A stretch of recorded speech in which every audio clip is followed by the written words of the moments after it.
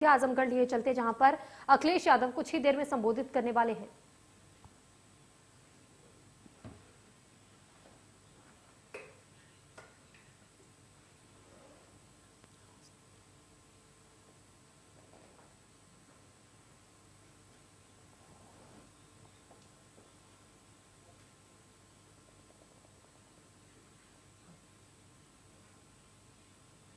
हमारे शासनकाल समाजवादी पार्टी के शासनकाल में हमारे माननीय अखिलेश यादव जी ने देने का काम किया था। यही गरीब के बच्चे बच्चियां हैं, पढ़ने में असमर्थ थी, गरीब के बच्चे नहीं पढ़ पा रहे थे, उनको कन्या विद्या धन 30,000 रुपया दे करके उनको मनोबल के परिवार को बढ़ाने का काम अगर किसी ने किया है तो उत्तर प्रदेश के भावी मुख्यमंत्री माननीय अखिलेश यादव जी ने किया। इसलिए साथियों कहना चाहता हूं, ये आजमगढ़ धरती समाजवादियों की धरती है। इसमें कहीं भाजपा का कहीं अता पता नहीं है। इसलिए हम कहना चाहते हैं, आप नौजवान साथी हैं, हमारे इस विद्यालय के बच्ची और बच्चियां भी यहाँ उपस्थित हैं। हमारे इस विद्यालय के प्रबंधक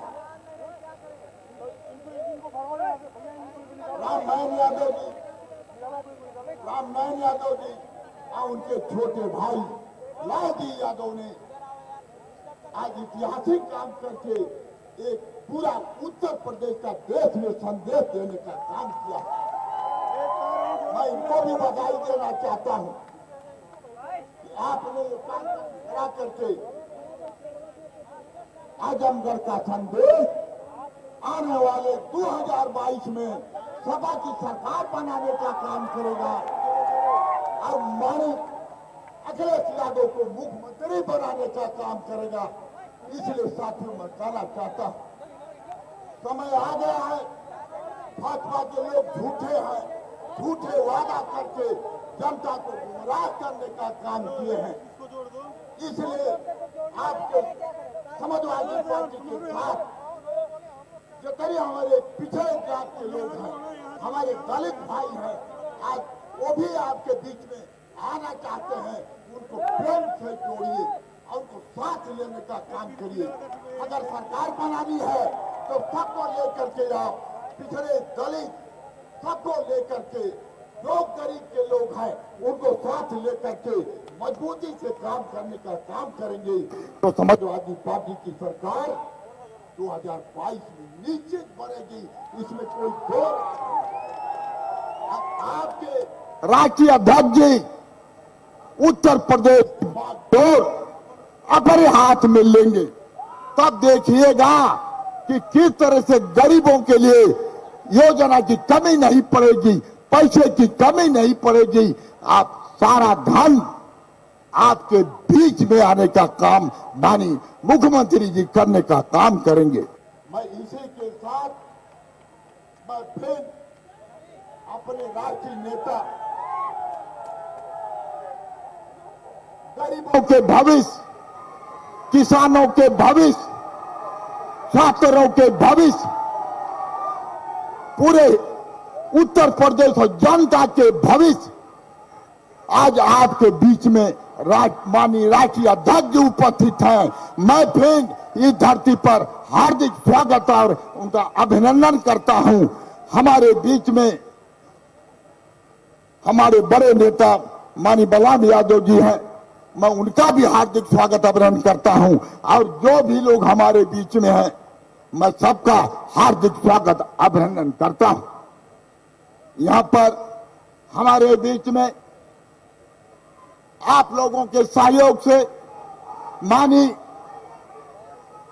राष्ट्रीय अध्यक्ष के सहयोग से विजय यादव के जिला पंचायत आपके आशीर्वाद से और माननीय आपके मुख्यमंत्री के आशीर्वाद से आज जीतने का उसको मौका मिला है।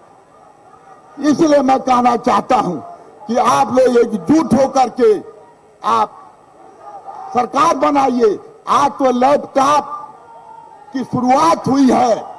जब सरकार आएगी तो गरीब के बच्चे तक यही लैपटॉप कन्या विद्याधन गरीब के घर तक जाने का काम होगा। मैं अपनी बात समाप्त करते हुए सभी नेताओं का हार्दिक स्वागत अभिनंदन करता हूं और यहाँ पर आए हुए सबका हार्दिक स्वागत अभिनंदन करता हूं। और इस परिवार को, लाल जी के भाई को, तीनों भाई जो लोग मेहनत रात दिन करके एक अच्छा प्रोग्राम कराने का आपने काम किया है, मैं आप लोगों को बार बार बधाई देता हूं। जय हिंद, जय समाजवाद। साथियों, हमारे बीच में अटेवा के लोग हैं जिनका पूरा का पूरा समर्थन आदरणीय राष्ट्रीय अध्यक्ष जी ने किया है। विजय प्रताप जी के साथ आप सबका बहुत बहुत धन्यवाद। अब हम अनुरोध करते हैं निजामाबाद के विधायक आदरणीय आलम बदी साहब से कि आवे और मेधावी छात्रों को आशीर्वचन दें। आदरणीय आलम बदी साहब।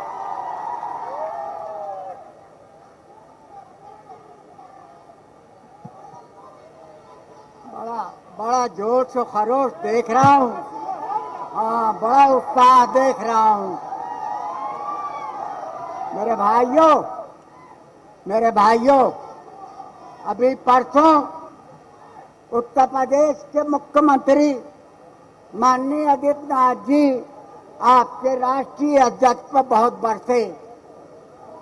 आपका एक बैनर लखनऊ में कि मैं आ रहा हूँ। आदित्यनाथ जी ने कहा कि किस लिए आ रहे हैं? महंगाई बढ़ाएंगे, भ्रष्टाचार बढ़ाएंगे, लॉ एंड ऑर्डर की हालत बुरी करेंगे। हाँ, लेकिन मैं माननीय अखिलेश यादव का बहुत बहुत आभारी हूँ कि कल मऊ में आपने उसका जवाब दे दिया, बड़ा करारा जवाब दे दिया। जिला अध्यक्ष हवलदार यादव जी, पार्टी के बहुत ही वरिष्ठ नेता आदरणीय बलराम जी, आदरणीय दुर्गा प्रसाद जी, पूर्व में रहे मंत्री चंद्रदेव जी, बहुत ही ईमानदार और समाजवादी पार्टी के समर्पित नेता आदरणीय आलम बदी जी, कल्पनाथ पासवान जी, विधायक संग्राम जी, विधायक नफीस अहमद, पूर्व सांसद रमाकांत जी, पूर्व सांसद नंद किशोर जी, पूर्व सांसद दरोगा प्रसाद जी, श्याम बहादुर, आदिल शेख, बेचई सरोज जी, हमारे नामारासी अखिलेश, जयराम पटेल जी, आईपी सिंह साहब, डॉक्टर अभिषेक राय, डॉक्टर राम दुलार राजभर जी, कृपलाल सोनकर जी, विजय यादव जिला पंचायत अध्यक्ष, मीरा यादव जी पूर्व जिला पंचायत अध्यक्ष, आदरणीय विद्या चौधरी जी और बड़ी संख्या में समाजवादी साथी जो मंच पर उपस्थित हैं।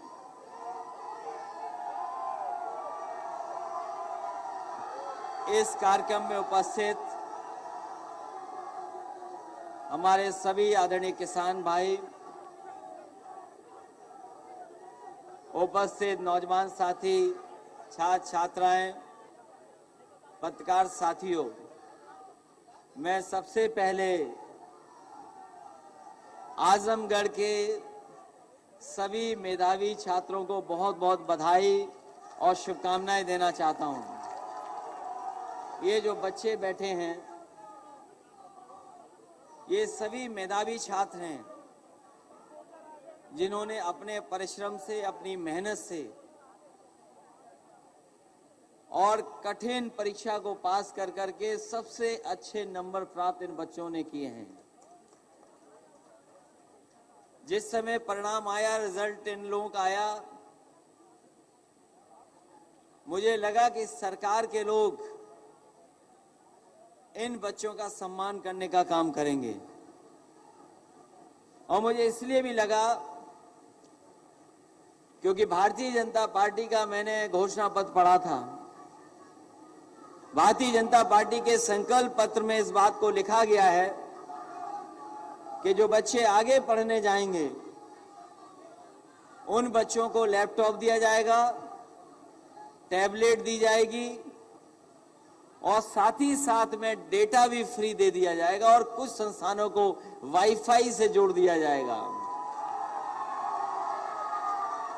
और आज लगभग 4.5 साल पूरे हो गए हैं। 4.5 साल पूरे हो गए हैं और इनका कार्यकाल खत्म होने जा रहा है।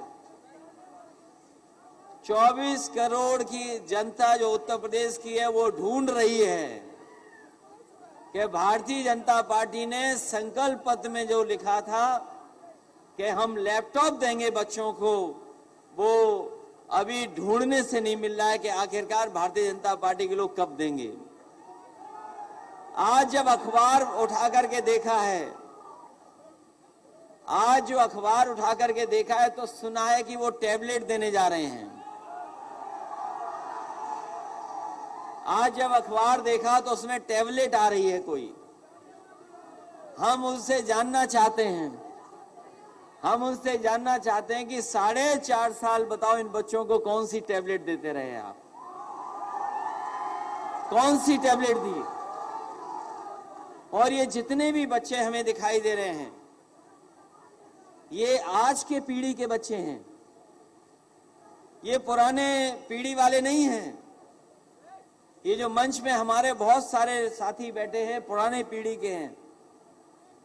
इन्होंने चौक से और पट्टी पे पढ़ाई की होगी, काला ब्लैक बोर्ड और चौक से पढ़ाई की होगी। मुझे नहीं पता कि पट्टी से पढ़े कि नहीं पढ़े। ये पुराने लोग सब पट्टी से पढ़े लोग हैं, आप भी पट्टी से पढ़े होंगे। लेकिन ये जमाना बदला है, ये जमाना बदला है, नई पीढ़ी आई है और नई पीढ़ी जहां पुराने तरीके से पढ़ रही है वहीं जो नई तरीके से पढ़ाई हो सकती है और जिस तरीके से एक सीमा थी कि इसके आगे हम जानकारी हासिल नहीं कर सकते हैं, लेकिन ये जो नई पीढ़ी हमें दिखाई दे रही है वो पीढ़ी ऐसी है जो केवल भारत की जानकारी नहीं रखती है बल्कि दुनिया की भी अगर वो जानकारी हासिल करना चाहेगी तो उसके पास आज माध्यम है जिसकी वजह से वो दुनिया की जानकारी की हासिल कर लेते हैं। इसलिए नई पीढ़ी के लिए नई चीज, ये जो नई पीढ़ी है, तुम पुरानी पीढ़ी वाले हो, शांत रहो।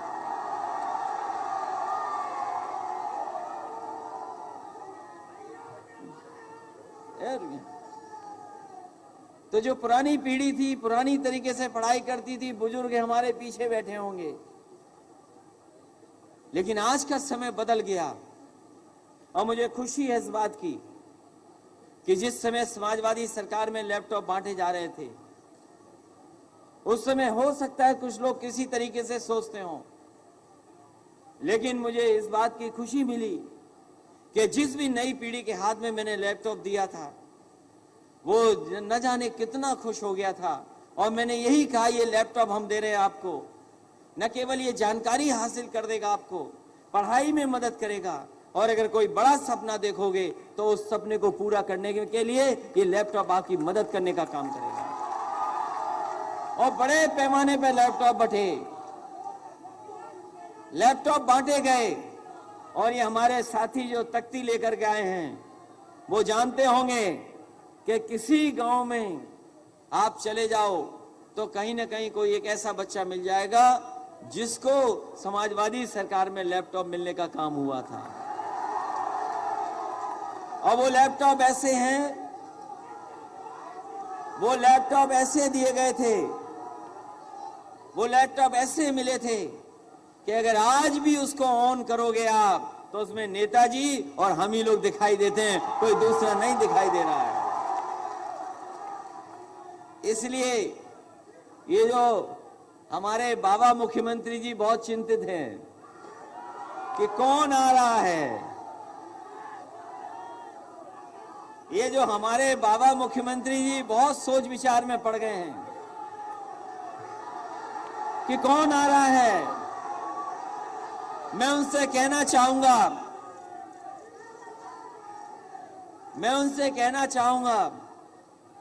कि इस बार उत्तर प्रदेश की जनता ने तय किया है और उस 24 करोड़ लोगों ने यह तय किया है कि जिनसे आपने झूठा वादा किया था, वो झूठे वादे को हटाने वाले लोग एक बार उत्तर प्रदेश से भारतीय जनता पार्टी का सफाया करके रहेंगे। और आपको अपने आप दिखाई दे जाएगा कौन आ रहा है। अगर समाजवादी सरकार का लैपटॉप खोल लोगे आप तो हमें नहीं बताना है, हमें नहीं बताना कौन आ रहा है, लेकिन समाजवादी लैपटॉप खोलेंगे हमारे बाबा मुख्यमंत्री जी तो उन्हें दिखाई दे जाएगा कि कौन आ रहा है। और वो लैपटॉप इसलिए नहीं खोलेंगे, वो लैपटॉप नहीं चलाएंगे, वो लैपटॉप नहीं चलाएंगे क्योंकि उन्हें लैपटॉप चलाना नहीं आता है। और अगर लैपटॉप चलाना आता होता तो लैपटॉप बट रहे होते। इसीलिए नौजवान साथियों, ये नए तरह की चीजें बदली, ऐसे नए रास्ते पे हम लोगों को चलना होगा। और उत्तर प्रदेश को भी अगर कोई विकास से लेकर के नई तरीके से विकास के रास्ते पे ले जा सकता है तो समाजवादी लोग हैं। और उसका उदाहरण है, उसका उदाहरण एक नहीं है, न जाने कितने उदाहरण हैं। आज तो हम कुछ बच्चों को दे पा रहे हैं लैपटॉप, और वो इसलिए लैपटॉप दे रहे हैं क्योंकि भारतीय जनता पार्टी की सरकार को हम याद दिलाना चाहते हैं कि उन्होंने आप छात्र नौजवानों को वादा किया था कि हम लोग लैपटॉप देंगे, लेकिन अभी लैपटॉप नहीं दे पाए। उनको याद दिलाने के लिए और अपने बच्चों को भविष्य में हम भरोसा दिलाने के लिए कि जब समाजवादी सरकार आएगी तो मेधावी छात्रों को फिर इसी तरीके से उत्तर प्रदेश के बच्चों को लैपटॉप बांटने का काम समाजवादी लोग करेंगे। ये जो एम्बुलेंस चल रही है 108, 102, 108 एम्बुलेंस चल रही है। आज से कुछ वर्षों पहले कल्पना नहीं कर सकते थे। पहले किसी ने नहीं चलाई, किसी ने इस तरह की एम्बुलेंस नहीं चलाई कि फोन किया तो एम्बुलेंस आ गई, आपकी मदद करने पहुंच गई। ये जब से ये टेक्नोलॉजी आई है, चीजें बदली हैं, तब से ये संभव हो पाया है कि अगर आप फोन करते हैं, आप जानकारी देते हैं, तो आपके गांव में जाकर के एम्बुलेंस आपकी मदद करने का और इलाज के लिए अस्पताल ले जाने का काम करती है। अगर टेक्नोलॉजी नहीं होती और समाजवादी सरकार नहीं होती तो शायद ये 102 और 108 एम्बुलेंस इतनी अच्छी नहीं चल पाती। जहां इस व्यवस्था को अच्छा करना था, उस व्यवस्था को अच्छा नहीं किया। इस सरकार ने उस व्यवस्था को भी खराब करने का काम किया है। इसी तरीके से जो लोग जानते हैं, एक 100 नंबर पुलिस का अब तो दूसरा नंबर हो गया है। हमारे मुख्यमंत्री जी ने नाम बदल दिया, नाम बदल दिया, नंबर बदल दिया। यही इनका विकास है, झूठा प्रचार ही इनका विकास है। पहले 100 नंबर थी, उससे पुलिस आती थी, अब 112 आती है, तब भी पुलिस आती है। तो क्या बदल दिया बताओ? जब 100 नंबर था तब भी पुलिस आती थी बुलाने पर, और अब 112 है तब भी पुलिस आ रही है। तो क्या बदल दिया इन्होंने? 100 नंबर था तो पुलिस बेईमान नहीं थी, लेकिन 112 करते ही पुलिस को पता नहीं क्या हो गया। ये नाम बदलने वाली, रंग बदलने वाली सरकार, नाम बदलने वाली, रंग बदलने वाली और शिलान्यास का शिलान्यास करने वाली, उद्घाटन का उद्घाटन वाले करने वाली सरकार है। और मैं आजमगढ़ के लोगों से कहूंगा कि लखनऊ मत जाना। जरूरी नहीं जिस नाम से आप जाएं, लखनऊ से उसी नाम से वापस आ जाएं। वहां जो बैठे हैं उनका विकास ही नाम बदलना है। ये सड़क जो पूर्वांचल एक्सप्रेसवे है, ये जो समाजवादी पूर्वांचल एक्सप्रेसवे है, ये देश की सबसे अच्छी सड़क होती जिस समय इस सड़क को बनाने का काम मैंने शुरू किया था, मुझे याद है इस सड़क को अच्छा बनाने का फैसला लिया था। और इसलिए अच्छा फैसला लिया था क्योंकि हमारा पूर्वांचल का क्षेत्र गरीब है, यहां बेकारी है, बेरोजगारी है, यहां के लोगों के बीच में अभाव की चीजें हैं। इसलिए जब सड़क बनाने का काम शुरू मैंने किया तो मैंने उस समय के अधिकारियों से कहा कि अगर आगरा लखनऊ सड़क बनी है तो ये जो हमारा पूर्वांचल का इलाका है, जो बलिया तक है, गाजीपुर है, आजमगढ़ है, सुल्तानपुर है, आपका अकबरपुर, अम्बेडकर नगर है, इस इलाके को आगरा लखनऊ से अच्छी सड़क बनाने का काम करेंगे। और उस समय बनाने का काम शुरू हुआ, बनाने का काम शुरू हो गया। ये जो बाबा मुख्यमंत्री जी कभी कभी कहते हैं कि हमने 120 मीटर ली थी चौड़ी सड़क जमीन, ये उनका फैसला नहीं है, ये समाजवादी पार्टी का फैसला है कि 120 मीटर चौड़ी जमीन ली जाए। और वो इसलिए ली जाए क्योंकि हम अपने घर से अच्छी सड़क आपके घर की बनाना चाहते थे, उसका डिवाइडर चौड़ा रखना चाहते थे। उसका डिवाइडर चौड़ा होता, अगर मापदंड से काम होता और जिस तरीके से समाजवादी सरकार सड़क बना रही थी तो आपके इस सड़क का डिवाइडर चौड़ा होता, 12 मीटर होता। लेकिन बाबा जी ने कभी सड़क तो बनाई नहीं, हाथ में कुछ और थामा, जिसके कारण 12 मीटर का डिवाइडर छोटा हो गया। पता नहीं क्या किया उन्होंने कि 12 मीटर का छोटा कर दिया डिवाइडर।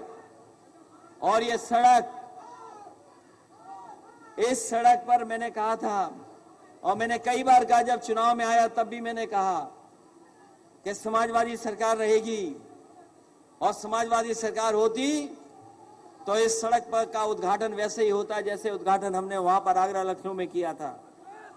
हवाई जहाज उतार दिए थे उस पर।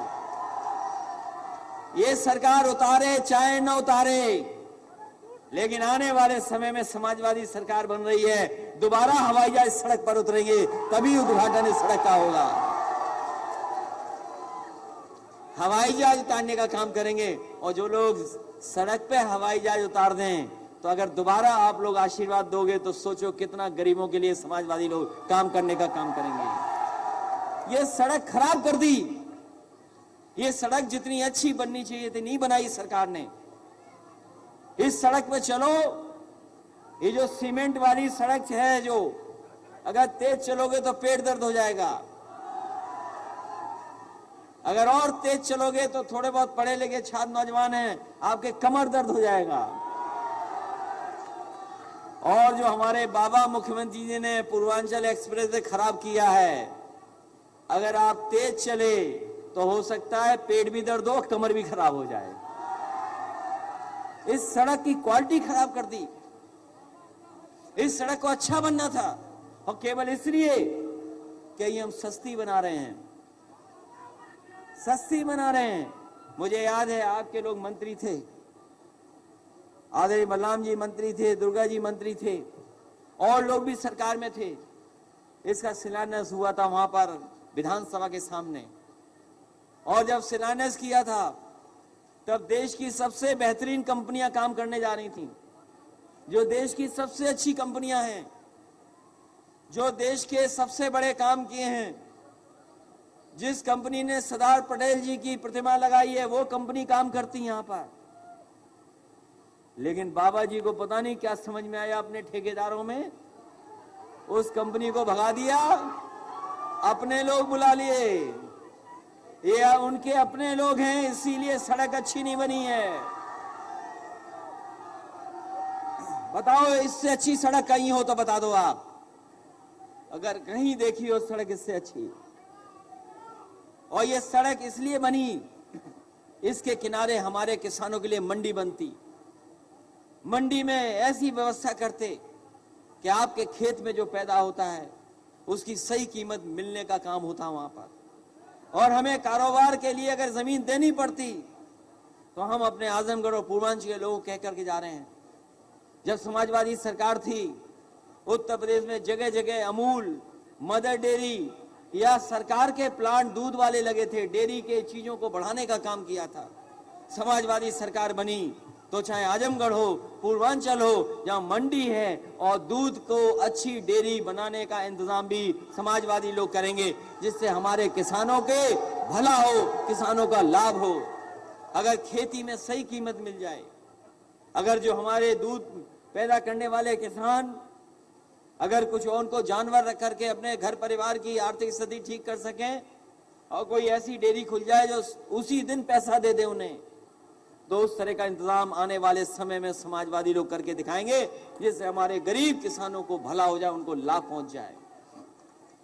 जहां तक सवाल महंगाई का है, जो लोग मोटरसाइकिल चलाते होंगे वो जानते होंगे मोटरसाइकिल में कितने का पड़ रहा है पेट्रोल, डीजल कहां पहुंच रहा है। पेट्रोल 100 से पार हो गया कि नहीं हो गया? 100 से पार हो गया पेट्रोल। ये सरकार इशारा कर रही है आपको, ये सरकार इशारा कर रही है, ये सरकार इशारा कर रही है मोटरसाइकिल की जगह साइकिल चलाओ, न डीजल न पेट्रोल। और बताओ कितनी की कीमत हो गई सिलेंडर वाला जो महंगे बांटा था। जनता को लालच दिया। जिस तरीके से अंग्रेजों ने कभी चाय पिला करके चस्का लगा दिया चाय का, कहते हैं पुरानी कहानियां बताते हैं कि अंग्रेज कोई चाय नहीं पीता था, लेकिन अंग्रेजों ने फ्री बांट बांट करके चाय पिला दी। आज कोई ऐसा नहीं जो चाय ना पीता हो, सबको आदत पड़ गई। इसी तरह भारतीय जनता पार्टी ने पहले फ्री सिलेंडर दे दिए और उसके बाद सिलेंडर की कीमत क्या कर दी, कितने रुपए का हो गया। और ये बीजेपी वाले कह रहे थे कि हम गरीब जो हवाई चप्पल वाले लोग हैं उन्हें हवाई जहाज में बैठाएंगे, हवाई जहाज में बैठाएंगे।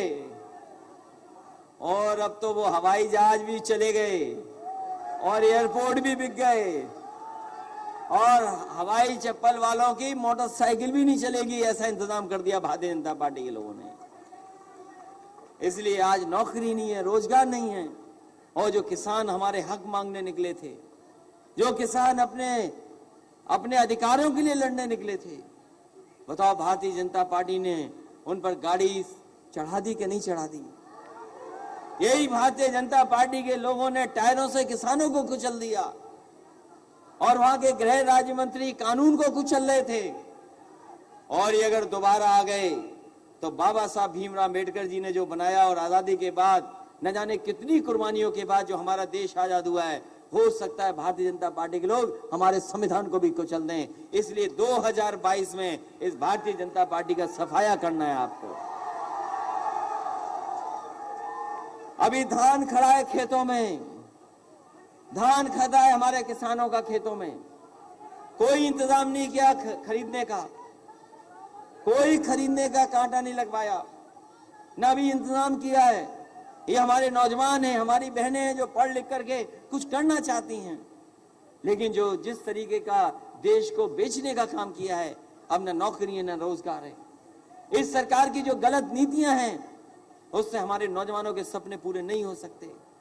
ये दुनिया में कहीं इतनी बेरोजगारी नहीं है, दुनिया में इतनी कहीं गरीबी नहीं है। जो देश हमारे बराबर आजाद हुए न जाने कहां से कहां पहुंच गए हैं और हम देखो कहां के कहां रह गए। इसलिए सोचना होगा कि कौन लोग सरकार बनाएं, कौन लोग सत्ता में आए। आजादी के बाद जिस तरीके से देश की खुशहाली और तरक्की के रास्ते पे जाना चाहिए था, नहीं गया। और भारतीय जनता पार्टी के लोग अब तो जो चीजें उनको भी बेच रहे हैं। जब सब चीजें बिक जाएंगी तो बताओ हमारे आपके लिए क्या बचेगा? जो लोग इतिहास के स्टूडेंट होंगे, जिन्होंने आजादी की लड़ाई पढ़ी होगी, वो पढ़े दोबारा। याद कीजिए, एक कंपनी आई थी भारत में, ईस्ट इंडिया कंपनी आई थी कारोबार करने के लिए, काली मिर्च का कारोबार, कपड़ों का कारोबार, कुछ और चीजों का कारोबार कर रही थी। पता नहीं कौन सा कानून अंग्रेजों ने पास किया और वही ईस्ट इंडिया कंपनी सरकार बन गई। और सरकार बनने के बाद सोचो कितने साल लगे हमें अंग्रेजों से आजादी पाने में।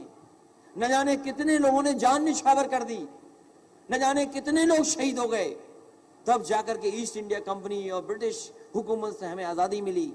सोचो अगर एक कानून से कंपनी सरकार बन सकती है तो भारतीय जनता पार्टी में जो कानून पास हो रहे हैं धीमे धीमे सब कुछ कंपनियों को दिया जा रहा है। और हो सकता है कि एक दिन ऐसा है कि सरकार भी कंपनी चलाए, सरकार हमारे आपके हाथ में नहीं बचेगी। जब एक कानून, केवल एक कानून जो ब्रिटेन में पास हुआ उससे कंपनी सरकार बन गई, और जो अब कानून पास हो रहे हैं हो सकता है सरकार कंपनी बन जाए। और जब कंपनी बन जाएगी तो सोचो लोकतंत्र में हमारे आपके अधिकार का क्या होगा। इसलिए आपको ये सोच समझ करके फैसला लेना है। हालांकि आजमगढ़ ये समाजवादी लोगों का गढ़ है। ये जो इस बार ऐसा कुछ होगा जो बीजेपी नहीं पता कर पाएगी।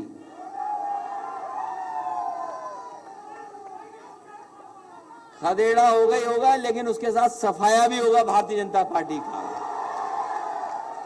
बताओ सफाया करोगे कि नहीं करोगे? और सफाया इसलिए करना है बेरोजगार नौजवानों, आपकी नौकरी का इन्होंने सफाया किया है। नौकरियां नहीं है, रोजगार नहीं है। किसान भाइयों बताओ सफाया करोगे कि नहीं करोगे भारतीय जनता पार्टी का? आपकी फसल चौपट हो रही, बाढ़ से नष्ट हो रही, बाढ़ से नुकसान हो गया, बाढ़ से बर्बाद है, नदी की कटान से बर्बाद हो रहे हैं, नौकरी रोजगार है नहीं। क्या सपने देखें नौजवान, क्या नौजवान सपने देखें? और जब तक नौजवान हमारा नहीं सपने देखेगा तब तक हमारा देश तरक्की नहीं कर सकता, ना खुशहाल हो सकता है। इसलिए इनको रोजगार, नौकरी और अच्छी शिक्षा चाहिए।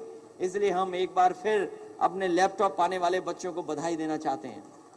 इसलिए बधाई देना चाहते हैं क्योंकि लैपटॉप, ये जो कंप्यूटर मिल रहा है, ये आपको जीवन में आगे बढ़ने का मौका देगा, आपको पढ़ाई करने में मदद करेगा। और अगर कुछ जानकारी हासिल करने चाहोगे, न केवल अपनी दुनिया की और जगह की, अपने विषय की, सब्जेक्ट की, सब जानकारी आपको हासिल होगी। और अब तो चीजें कैसे बदल रही हैं, हम मोबाइल से ही अपना सामान मंगा ले रहे हैं। जो कंपनी मोबाइल से सामान दे रही तो सोचो दुनिया की सबसे बड़ी कंपनी है कि नहीं है? बताओ। और हो सकता है आजमगढ़ में ऐसा भी हो कि मोबाइल से आप अपना खाना भी मंगा लो। क्या आजमगढ़ शहर में है कि नहीं है? बताओ। तो चीजें कितनी बदल रही हैं। और ये जितने हमारे नौजवान हैं, ये पत्रकार तो हैं ही हैं, लेकिन हमारे नौजवान भी ऐसे हैं, इनके हाथ में स्मार्टफोन है, ये चाहें तो जब चाहें तब लाइव कर दें, जब चाहें तब लाइव कर दें। जहां हमारे नौजवान हैं, जहां हमारे नौजवान हैं, जहां पैंट पहनने लगे, जीन्स पहनने लगे, आज से 30 साल पहले, 40 साल पहले वाला नौजवान पजामा या धोती पहनता था। अब ये नौजवान हमारा पैंट पहन रहा है, जीन्स पहन रहा है और जीन्स की जेब में एक स्मार्टफोन लिए घूम रहा है। ये नौजवान अलग है। इसलिए कैसी नौकरी चाहिए हो, कैसी पढ़ाई हो, कौन सी कंपनियां हैं, मुझे खुशी है इस बात की कि सरकार बनने के बाद शिव नाडर जो देश के बड़े उद्योगपति हैं, जो कंप्यूटर के क्षेत्र में बड़ा काम करते हैं, बड़ा कारोबार है उनका, सबसे पहले उत्तर प्रदेश में लखनऊ में सबसे बड़ा उनका इंस्टीट्यूशन खोलने का काम समाजवादी लोगों ने किया था। वहां खुल गया और तमाम नए नए काम हुए। हमारी पार्टी के घोषणा पत्र में नहीं था मेट्रो, लेकिन मेट्रो खोली, चली वहां पर। मेट्रो केवल शहर की जरूर है, लेकिन उसमें नौकरी पाने वाले लोग गांव के भी हैं, यही आसपास के लोग हैं। मुझे याद है जिस समय लखनऊ की मेट्रो चल रही थी, उस समय मेट्रो चलाने वाली जो लड़कियां दोनों थीं, वो आपके गोरखपुर और देवरिया की थी, जिन्होंने पहली बार मेट्रो लखनऊ में चलाने का काम किया था। इसलिए ये नौजवान सपने देखना चाहती हैं, छात्र छात्राएं सपने देख करके आगे बढ़ना चाहती है। अगर मेहनत करेंगे, अगर अच्छी शिक्षा मिलेगी और अगर कंप्यूटर और लैपटॉप का साथ मिल जाएगा तो हो सकता है अपने आप ये मेहनत कर करके उन सपनों को पूरा कर सकें। इसलिए समाजवादी लोग लैपटॉप दे करके इनको सपने पूरे हों उस दिशा में ले जाने का काम करें। इसलिए सभी मेधावी छात्रों को बहुत बहुत बधाई देता हूं, शुभकामनाएं देता हूं, इस भरोसे के साथ, इस उम्मीद के साथ कि आने वाले समय में जब चुनाव होगा, आने वाले समय में जब प्रदेश के भविष्य के फैसले के लिए वोट पड़ेंगे तो आप लोग उन्हीं को मदद करेंगे जिन्होंने उत्तर प्रदेश को नई दिशा में ले जाने का काम किया है, नए नए काम जिन्होंने करने का काम किया है। इसलिए मैं बधाई देता हूं इन छात्र छात्राओं को। और इन्होंने देखा होगा कि कोविड के समय पर, कोरोना की बीमारी के समय पर न जाने कितना जिनके पास लैपटॉप था काम आया, और जिन गरीब बच्चों के पास लैपटॉप नहीं था वो अपने मोबाइल से ही पढ़ रहे थे, मोबाइल से ही पढ़ाई कर रहे थे। जब टेक्नोलॉजी बदली है, चीजें बदली हैं, तो सरकारों को भी काम करने का तरीका बदलना पड़ेगा। इसलिए समाजवादी लोग उत्तर प्रदेश को आगे ले जाना चाहते हैं, आगे बढ़ाना चाहते हैं, इसीलिए लैपटॉप बांटने का काम कर रहे हैं। और भारतीय जनता पार्टी को याद दिला रहे हैं कि आपने न केवल उत्तर प्रदेश की जनता से झूठ बोला है, बल्कि आने वाली पीढ़ी जो उत्तर प्रदेश को संभालती उसको भी आप झूठ बोलने का काम किया है। और ये कह सकते हैं आज हम कि सबसे बड़ी झूठी पार्टी अगर कोई है तो भारतीय जनता पार्टी है। उनसे बड़ा झूठ, उनसे ज्यादा झूठ कोई नहीं बोल सकता। कोई बोल सकता है उनसे ज्यादा झूठ।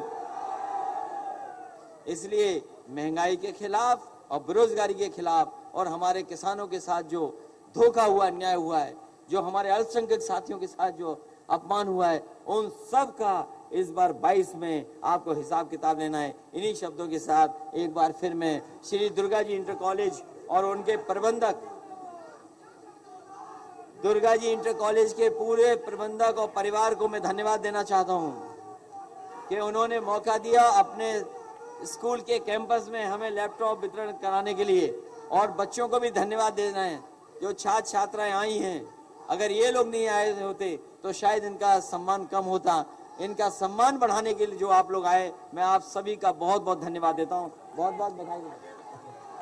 और ये हमारे अटेवा के लोगों, तुम्हारी पेंशन किसने छीनी?